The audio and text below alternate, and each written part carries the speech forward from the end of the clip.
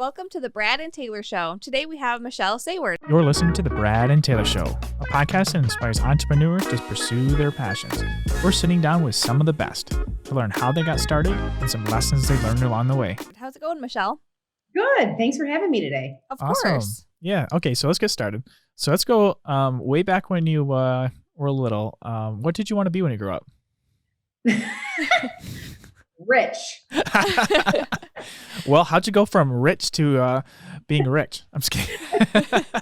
Was a realtor on your mind when you were younger? Yeah. What'd you want to be? No. It's funny. When I was a kid, I knew that I wanted to be rich, but I never really had any desire for fame. Mhm. Like I was like, I seriously think Daft Punk is like the most intelligent band in the entire world because they've got tons of money and no one even knows who they are. So Yeah, I don't know who they are. But yeah, my aunt would come over in a Porsche, and she had a Commodore 64 and an in-ground pool, and I just saw those cool things, and I'm like, Yeah. God, I don't know how, but I want that one day. Yeah, that's awesome. So what did you go to? Did you just start out did you go to college for anything, or did you just start out being, hey, I'm going to be an agent? No, not at all. I have a degree from University of Michigan in anthropology and history, which obviously quite relates to real estate. Did you actually go into any career doing that or anything, or did you just kind of get partway through it or whatever? Yeah, no. So I went to school for, to U of M, and a friend of mine said to me, you know what? I don't have a degree, and you have a degree from University of Michigan. Yeah. You stop bartending and lifeguarding and substitute teaching and get a real job. And I sort of thought, God, working in a cubicle sounds like hell, because that was my definition of a real job. Mm-hmm. And that's what she was doing, at least. And I thought, you know what? She's probably right. I should grow up. Like I should stop living this great, call it as I want lifestyle, and get a real job. And then I was working in one of those gray cubicles, and I'm dating myself. I'm old. So if you remember Nextel Communications, Yep. Okay. Yeah. And I was working for Nextel in their leasing, zoning, and land acquisition department. And I thought it would be so fun to be the people out in the field that are negotiating with the landowners to put cell phone towers up. Yep. At least I would be out in the world, and I wouldn't be behind this desk. Yep. So I got my real estate license thinking I would evolve into that position. Mm-hmm. And then 9/11 happened, and the layoffs came, and that was my exit out of the cubicle. Oh, wow. And then, so did you go straight into doing real estate then? Yeah. I figured, I was like, you know how Forrest Gump just start running, like doesn't. Yep. Yeah. That was me. I had a mortgage and and I was on unemployment. Mm-hmm. And I just thought, well, I have a real estate license. I'll just go sell real estate. Yeah. Yeah. Consult with my former realtor, nothing. And I just started showing up every day at the real estate office dressed in a suit. And I think my broker took pity on me and said to one of the top salespeople in there, his name's Dave Abdallah. He was Century 21 #1 worldwide. He said, hey, Dave, will you teach this girl who's probably going to lose her house to foreclosure if she doesn't sell something? Like, can you teach her? She's showing up like 40 hours and has no clients. Yeah. And between my broker and Dave, they introduced me to the Mike Ferry organization, and I started to learn at that point what it meant to goal set, Mm-hmm. to help other people, to have, this sky's the limit mindset. I really became exposed to like just way bigger thinking, and it was contagious. Yeah. Yeah. What kind of advice did you learn from those kind of your brokerage and Dave? Did they give you any advice that kind of like stuck with you throughout your beginning process of being in real estate? Yeah. It's advice that still stands today. Yeah. It's setting goals to win. Mm-hmm. In the form of micro commitments. Like if you set goals that are beyond reach and you don't hit them, you're going to end up feeling like a failure. Yeah. And when you feel like you're winning and you're achieving, that begets more winning and achieving. So I've always found it wise to set difficult but achievable goals. Maybe it's the competitive nature in me where I just like to, I won. Yeah. I'm winning. But when you set yourself up for that, so setting up your day would be one of the biggest chunks of advice, like setting it up for the win. Yeah. If you say to yourself, oh, I'm going to work out, I'm going to make 10 calls, and I'm going to, okay, if you didn't get an hour to work out, did you still work out? What's your minimum standard? Yeah. Yep. Okay, you didn't get 10 calls, but that was your goal. What was your minimum standard? Yeah. So if you at least hit your minimum standard, you're going to feel so much better about the progress that you're making. Take us kind of back to your first transaction. How was that like? What was it smooth? Were you take us back there. You guys know how to unearth some memories. My first, this is embarrassing. I think it's embarrassing now because I know better, but my first listing was a for sale by owner. And I told you I had an unemployment check, and that was it. So it was a for sale by owner. And I remember the guy, I was in the house and the seller walked away from me and started to walk downstairs in the basement because he was annoyed by what I was saying. And I remember standing in the basement. I followed him downstairs and talking to him. So I'm still moving. I followed him downstairs in the basement. And I remember standing next to the washer dryer saying to him, I don't understand. If I can do all of the work for you and you're still going to net the same amount of money that you thought you would selling it by owner, all we're doing is putting my commission on top of your asking price. Why wouldn't you let me go to work for you? And he finally said, fine, you better be right. And he signed the paperwork and it sold in 3 days and he thought I was a genius. Awesome. Hey, that works. I was a genius. And I thought this is the easiest thing in the world. I'll just run around adding my commission to the people. It doesn't work like that. Hey, you got to learn somehow, right? Yeah. Yeah. That's awesome. But it sold in 3 days though. So that was. Yeah, that worked out good. You actually did the proper marketing. So it worked out good. Yep. So how'd you go from that to kind of where you're at today? Don't you have like a team of people now? Tell us about how you got that far and what you got now. Yeah. So I'm with eXp Realty just outside of Detroit in a town called Trenton. And I came to this company 3 years ago with really the same structure that I have now. I have a very small team. We would average around 185 deals a year pretty consistently for the past 5 years. And we did that with 2 transaction coordinators and 1 full-time and 2 part-time assistant agents or fellow agents, partner agents. And so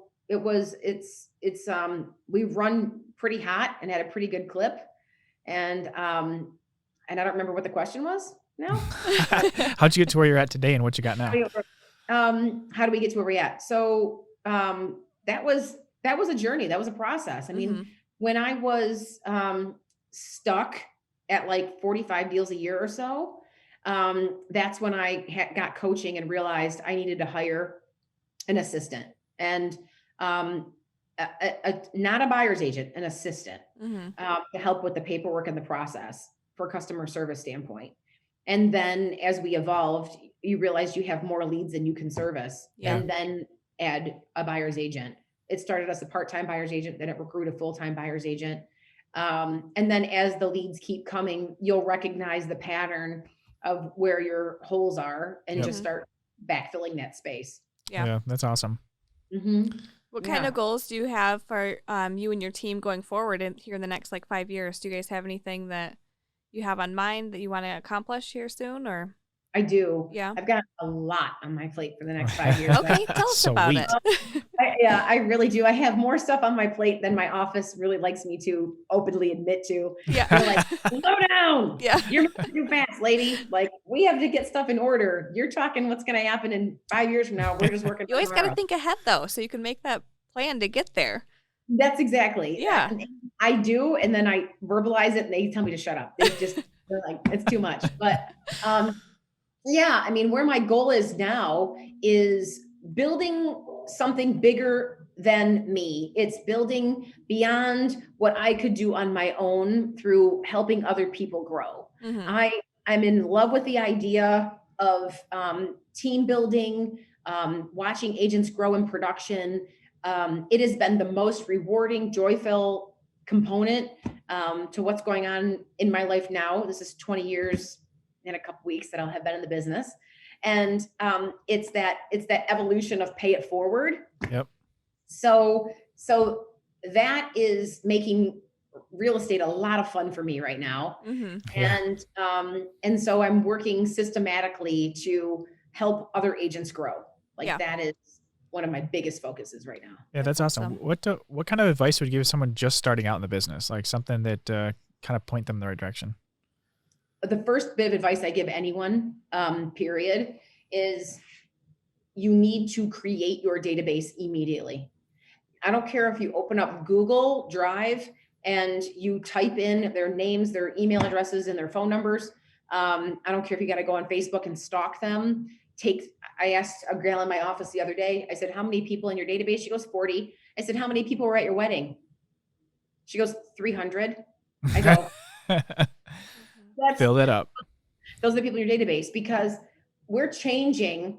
It was valuable to me because so much of my business now is repeat and referral. Yeah. That very first listing I ever took, I just got to do business again with their family member recently. Huh. Okay. They referred their sister to me 20 years later. Huh. Yeah. Like when you stay in communication and let people know that you care over the years, Mm-hmm. you're going to create brand, you're going to create loyalty, you're going to create a following, and that will continue to keep you, humming along. Yeah. And with, especially now with how things are changing with technology, people are getting so much information and they're bombarded in every direction. Mm-hmm. If you can add that personal connection to your business, you're going to be seen as more than just a transactional individual. Yeah. Yeah, that's awesome. I see. Yeah. I see you every time I look on Facebook. I see another video of you. Tell about all your videos you're doing. I'm trying hard. I'm trying really hard. As I said, I'm trying to just take advantage of leverage and those opportunities. And social media is free. Yep. It's free. So if I can continue to remind people, which is not the same as asking for business, by the way, Yep. reminding people that I'm in the business, then okay, I'll be top of mind. Yep. But I think still those conversations or connections or what you're doing with your sphere, that is where you're making deposits in individuals, not just reminding them of what you do. Yep. So true. Yeah. I saw your videos. And like every time I'm like, oh yeah, there she goes again. It's like, we're calling her. She never stops. Yeah. Exactly. Yep. So, yeah. Awesome. What is one of your most memorable transactions? Most memorable? Oh. It could be good or bad. It could be good or bad. Funny. The wild ones are ones that stand out. The ones that, like I've got a couple haunted stories. Ooh, let's hear one. Yeah.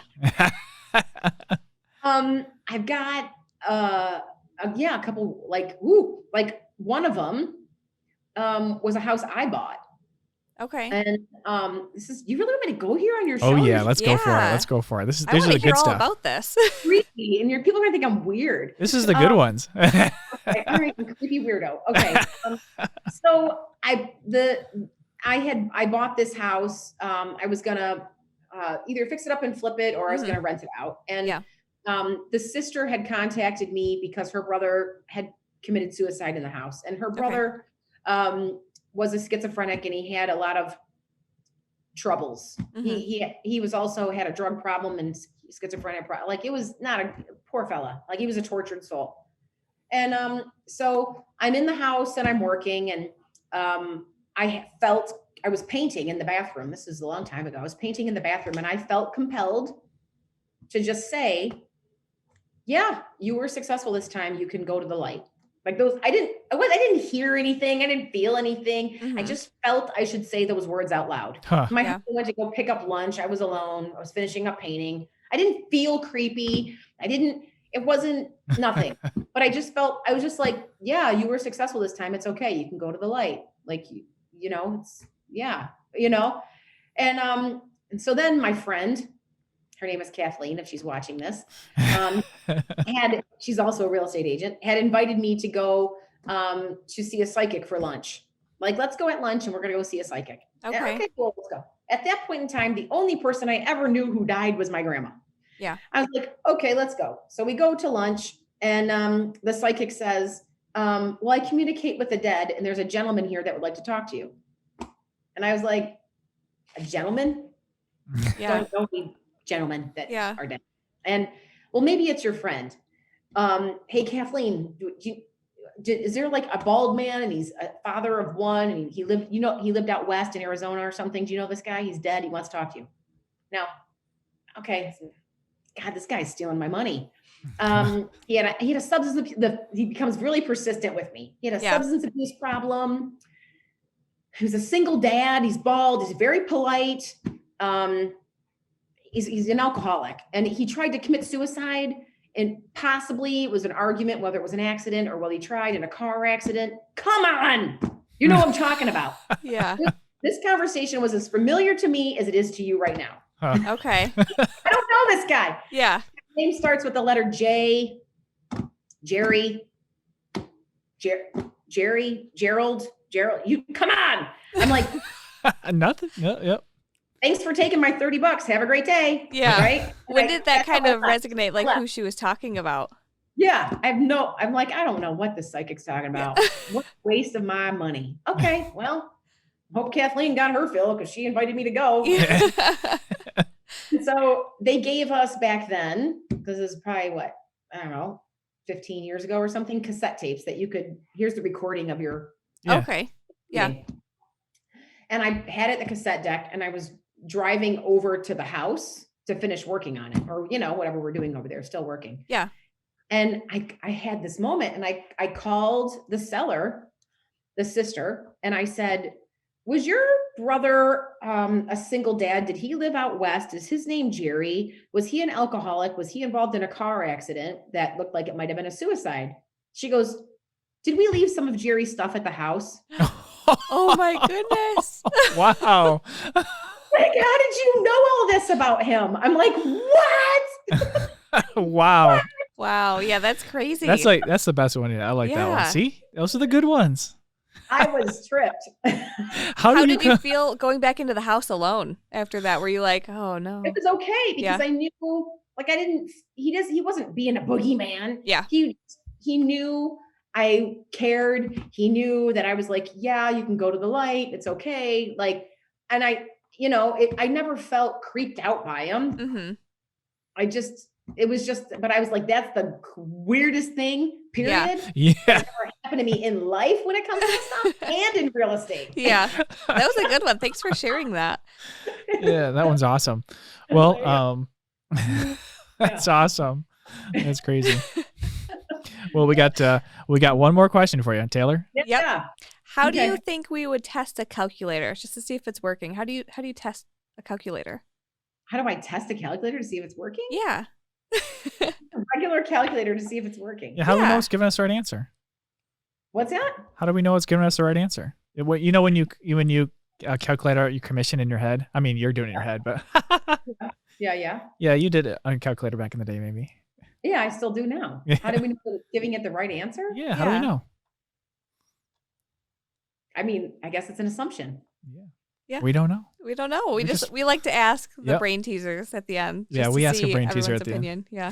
I guess it's a universal assumption that the computer is smarter than us. Yeah. Yep. Sweet. Well, answer. We don't know. We don't know. We find out the brain teasers we don't know the answer to, so we just ask everyone. We look up the ones, that we want to ask that don't have the answers. That can be any answer. So we're like, oh, okay, this can go any direction. You would have your own answer to bring to the table. It would probably be like do an equation we already 1 knew. + 1. If it comes out 2, okay, it's right. Yeah, maybe. Right. Yeah. Correct. Just something simple. It's an assumption. Yeah. Yep, so true. But And if the simple is right, then the difficult's right. yeah. Awesome. Is there anything else you want to share with everyone before we go? No, this has been extraordinarily fun. Sweet. And I appreciate you reaching out. Like, this was great. Yeah, Of awesome. course, yeah. Well, how can people get a hold of you, and how can they follow you and kind of watch some of the videos you got? Excuse me. Of course, you can find me on Facebook. I'm a little old, so michellesaward.com. I'm on Instagram, but I'm not great at checking it. The Saward team is my group. So if you want to follow my business page or my personal, but yeah, my personal Facebook would be easy. And then of course you can just Google my name, Saward, and you'll find me. Sweet. All right. Thanks for coming on. Thank you very much. Yep. Are these working? All right. Here we go. Oh, there we go. I think that worked. Should we tell them? Mine keeps falling. It doesn't like my voice. What do we got to tell them? Subscribe. Subscribe. What do we got to point at it? Hey, I think there's a subscription button. Like, It might be there. might be right there too, Somewhere. somewhere. Find it. It's red. Yeah, and it's Red. blue. It's green. I don't really know. It's a color. This mic isn't even attached. Did you plug these in? Well, I guess. I wonder if they can hear us. Yeah. I wonder if they hear us. Well, we should probably tell them if they can hear us. We should probably tell them also give us a 5-star review if they're listening on Apple. That'd be cool. 5 5-star stars, review. guys. Share it with everybody they can think of. We won't take But- 4 stars. I mean, Taylor, I don't even think these are on. I mean, No, I don't think this is working. This is not working.